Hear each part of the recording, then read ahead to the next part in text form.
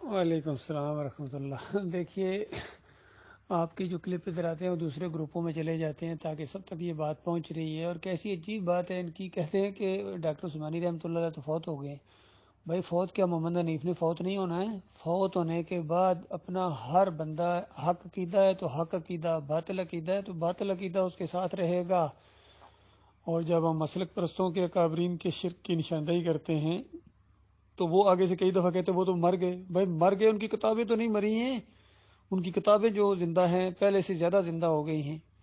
اسی طریقے سے ڈاکٹر عثمانی رحمۃ اللہ علیہ کی جو تحریریں ہیں، لٹریچر ہے ایمان افروز، قرآن کی تشریح، تفسیر اور توحید کی دعوت، رد شرک اور کفر بالطاغوت، وہ تو نہیں مری ہیں، وہ تو ادھر ہی ہیں، وہ تو پھیل رہی ہیں۔ اسی طرح محمد حنیف کی یہ جو مشرکانہ تفسیر ہے دعوت القرآن، تو جب محمد حنیف کیا مریں گے تو کیا اس کا یہ شرک بھی ختم ہو جائے گا؟ اس کا شرک تو قائم رہے گا قیامت تک۔ جو لوگ گمراہ ہوتے رہیں گے ان سب کا وبال ان کے اوپر پڑے گا اور ان کے مقلدین پر پڑے گا جو آج اس کا ساتھ دے رہے ہیں۔ ان کو ہوش نہیں ہے کتنا بڑا انبار اور کتنی گٹھڑیوں گناہوں کی گٹھڑی ہے اور شرک کی گٹھڑی ہے اپنے ساتھ لے کے جائیں گے۔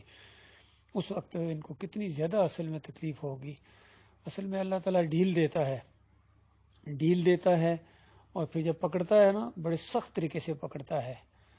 تو یہ سارے اسی کا دفاع کر رہے ہیں، یقین کریں ان کے پاس کوئی دلیل نہیں ہے، اور قرآنی آیات کو بالکل اسی طرح تروڑ مروڑ رہے ہیں جس طرح بریلوی کرتا ہے، دیوبندی کرتا ہے، اہل حدیث کرتا ہے۔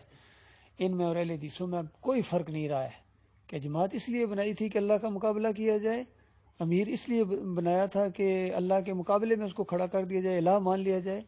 انہوں نے محمد حنیف کو اپنا رب بنا لیا ہے، اللہ کی کتاب کے مقابلے میں اس کی بات کو مانتے ہیں۔ یہ بہت بڑا ظلم اور زیادتی ہے۔